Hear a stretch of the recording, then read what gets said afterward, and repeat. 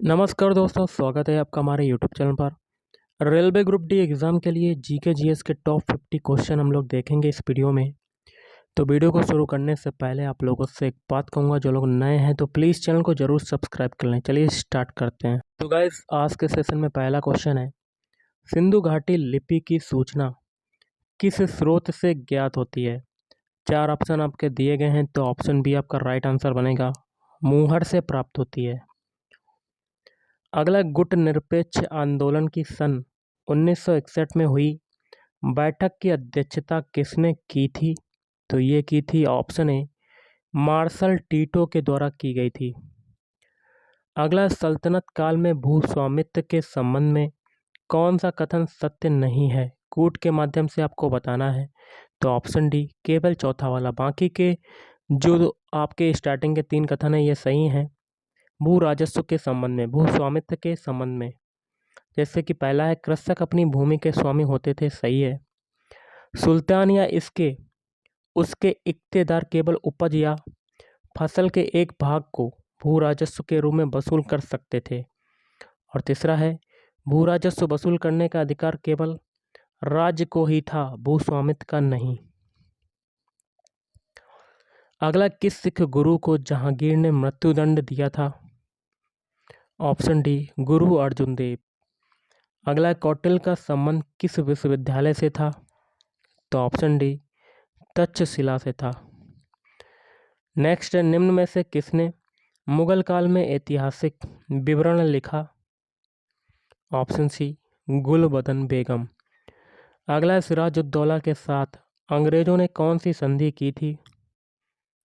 Option A, Alinagar की संधि की थी। अगला है, सती प्रथा का निषेध किस वर्ष किया गया? तो ये किया गया था ऑप्शन सी, वर्ष 1829 ईस्वी में किया गया। अगला, पूना पैक्ट गांधी और किसके मध्य हुआ था? पूना पैक्ट हुआ था ऑप्शन सी, अंबेडकर के मध्य। गांधी और अंबेडकर के मध्य में हुआ था। नेक्स्ट, सन 1917 के कलकत्ता अधिवेशन में कांग्रेस के अध्यक्ष कौन थे? तो ऑप्शन ए, एनी बेसेंट थे।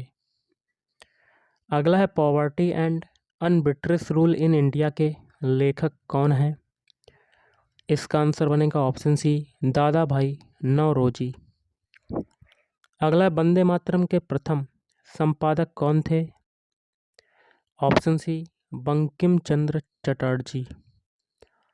अगला, भारत सरकार ने राष्ट्रगान को कब अधिग्रहित किया था? 4 ऑप्शन आपके दिए गए हैं, इसमें से हो जाएगा ऑप्शन बी, 24 जनवरी 1950 को अधिग्रहित किया। अगला, हिंदुस्तान सोशलिस्ट रिपब्लिकन आर्मी का गठन किसने किया था? ऑप्शन डी, सरदार भगत सिंह ने किया था। अगला, उच्चतम न्यायालय में भारत की प्रथम महिला न्यायाधीश कौन थी? ऑप्शन सी, एम फातिमा बीवी। अगला, भारतीय संविधान में मूल कर्तव्यों के प्रावधान की संस्तुति किस आयोग ने की है? ऑप्शन सी, स्वर्ण सिंह समिति। अगला, आपातकाल की घोषणा किस अनुच्छेद में निहित है? तो ऑप्शन सी ए, आर्टिकल 352, अनुच्छेद 352 में निहित है। अगला, राज्य के नीति निर्देशक तत्वों का प्रावधान संविधान के किस अनुच्छेद में किया गया है? तो ऑप्शन बी, 36 से 51। नेक्स्ट क्वेश्चन है, भारत के किस राज्य में सबसे पहले पंचायती राज प्रारंभ किया गया? ऑप्शन डी आपका राइट आंसर बनेगा, राजस्थान में सबसे पहले प्रारंभ किया गया। अगला है, संविधान की 8वीं अनुसूची में सम्मिलित भाषाओं में से हिंदी के बाद कौन सी भाषा सर्वाधिक बोली जाती है?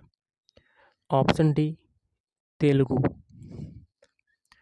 अगला, निम्नलिखित में से कौन सा भुगतान संतुलन के चालू लेखा का हिस्सा नहीं है? तो ऑप्शन डी, पूंजीगत प्राप्तियां और भुगतान। बाकी के 3 हैं, वस्तुओं का निर्यात और आयात, सेवाओं का निर्यात और आयात, आय प्राप्तियां और भुगतान। नेक्स्ट है, प्रथम वित्त आयोग के अध्यक्ष कौन थे? तो option A K C Neogy. Bharat के उच्चतम न्यायालय के मुख्य न्यायाधीश कौन थे? Option B H J Kania. अगला है, भारत के संविधान की अनुसूची और उसके विषय के निम्नलिखित युग्मों में से कौन सा एक सुमेलित है? एक में अनुसूची है, दूसरे में विषय है, तो आपको गलत वाला बताना है। तो ऑप्शन बी। बाकी के तीन सही, जैसे कि 8वीं अनुसूची भाषाएं, 8वीं अनुसूची जो है उसका विषय भाषाएं हो जाएगा। चौथी अनुसूची उसका विषय राज्यसभा में स्थानों का आवंटन, और पहली इसका विषय संघ राज्य क्षेत्र।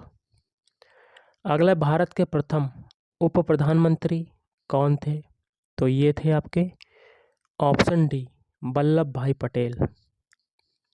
नेक्स्ट, निम्नलिखित में से कौन ठोस अपशिष्ट के निस्तारण की विधियां हैं? तो ऑप्शन डी ये सभी, लैंडफिल, पायरोलिसिस और कंपोस्टिंग। अगला क्वेश्चन आपका है, भारत के किस राज्य में साक्षरता प्रतिशत सर्वाधिक है? ऑप्शन सी आपका राइट आंसर बनेगा केरल। क्या हो जाएगा? केरल। अगला है, कौन सा रंग मूल रंग के अंतर्गत नहीं आता है? तो ऑप्शन सी काला। बाकी के तीन आते हैं नीला, लाल और हरा। नेक्स्ट क्वेश्चन आपका है, लगान निर्धारण की बटाई प्रणाली के अंतर्गत बटाई का कौन सा तरीका सल्तनत काल में प्रचलित नहीं था? तो देखिए, पहला है बटाई गल्ला बक्सी, कटाई की गई फसल के राज्य के हिस्से का निर्धारण, ये वाला तो प्रचलित था तरीका। फिर वी है आपका मुक्ताई।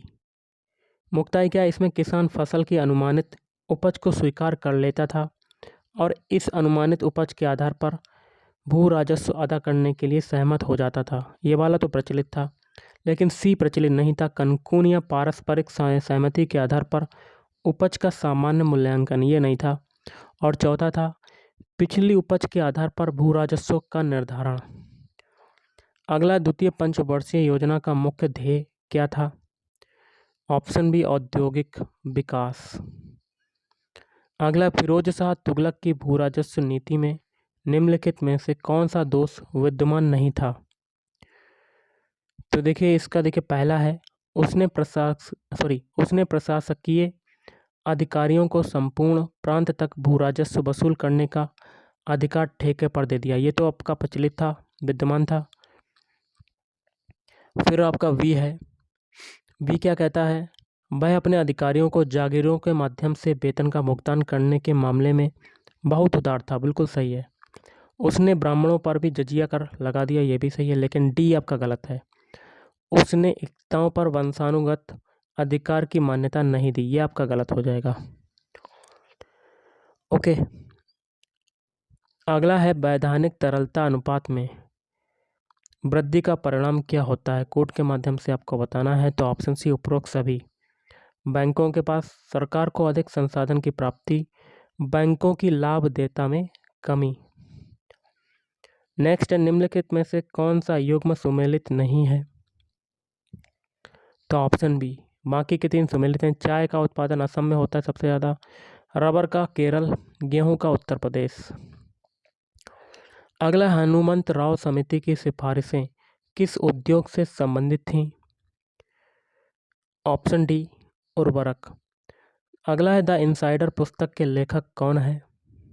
तो option C P V Narasimha Rao. अगला आपका क्वेश्चन है, माई लाइफ स्ट्रगल पुस्तक के लेखक कौन है? तो ये हैं ऑप्शन डी सीमांत गांधी। अगला, निम्नलिखित में से किस सल्तनत कालीन फारसी इतिहासकार द्वारा लिखित ग्रंथ सुमेलित नहीं है? तो ऑप्शन ए मिनहाज उल सिराज तारीख़ मुबारक शाही, ये आपका सुमेलित नहीं है। ओके, बाकी के तीन सुमेलित हैं। जियाउद्दीन बर्नी, फतवा ए जहांदारी, इसामी का हो जाएगा फुतूह उस सलातीन, और अफीफ तारीख़ फिरोज शाही। अगला, बिहार स्थापना दिवस कब मनाया जाता है? ऑप्शन डी 1 अप्रैल को। नेक्स्ट है, भारत रत्न से सम्मानित प्रथम व्यक्ति कौन थे? Option C Rajagopalachari. अगला है सुल्तान का विचार था कि शक्तिशाली व्यक्तियों का बोझ कमज़ोर लोगों के कंधों पर नहीं डाला जाना चाहिए। यह कथन किसका तथा किसके संबंध में है? ऑप्शन सी अल-बरूनी का अलाउद्दीन के संबंध में। अगला निम्नलिखित में से कौन सा योग में सम्मिलित नहीं है? तो ऑप्शन डी शिक्षक दिवस 5 नवंबर को नहीं मनाते, ये गलत है, बाकी के 3 सही हैं। थल सेना दिवस 15 जनवरी, वायुसेना दिवस 8 अक्टूबर, नौसेना दिवस 4 अक्टूबर को मनाते हैं। अगला अंडे में कौन सा विटामिन नहीं होता है? Vitamin C. अगला पदार्थ का सबसे छोटा कण जो स्वतंत्र रूप से अस्तित्व में रह सकता है और जिसमें मूल पदार्थ के सभी गुण मौजूद रहते हैं, उसे क्या कहा जाता है? ऑप्शन सी अणु कहा जाता है। विश्व में कार्बन डाइऑक्साइड का सबसे बड़ा उत्सर्जक देश कौन सा है? ऑप्शन डी संयुक्त राज्य अमेरिका। निम्न में से कौन सा मानव के लिए उपयोगी है? ऑप्शन बी केंचुआ। निम्न में से कौन सल्तनत कालीन कर नहीं था? तो देखिए गाइस, इसका आंसर आपका बनेगा ऑप्शन डी वस्तुओं की खरीद पर बिक्री कर। खरीद बिक्री पर कर ये नहीं था, बाकी के 3 थे आपके, जैसे कि खराज या उपज के 1/10 से लेकर 1/2 भाग तक परिवर्तनशील भूमि कर, जिसे गैर मुसलमानों से वसूल किया जाता था। बी भी सही है, जजिया को केवल गैर मुसलमानों से ही लिया जाने वाला व्यक्ति कर। खुम्स या युद्ध के लूट का 1/5 भाग। अगला क्वेश्चन है आपका, अदरक का कौन सा हिस्सा खाया जाता है? तो इसका आंसर बनेगा ऑप्शन ए तना। पश्चिम एशिया में खनिज तेलों का सबसे बड़ा उत्पादक देश कौन सा है? सऊदी अरब। स्टेनलेस स्टील बनाने में लोहे के साथ कौन सी धातु मिलाई जाती है? मैग्नीज। और आज का लास्ट है, एलपीजी में कौन सा गंधीय पदार्थ प्रयोग होता है? Option A ethyl mercaptan. तो गाइस, आज के इस वीडियो में इतना ही। थैंक यू, धन्यवाद।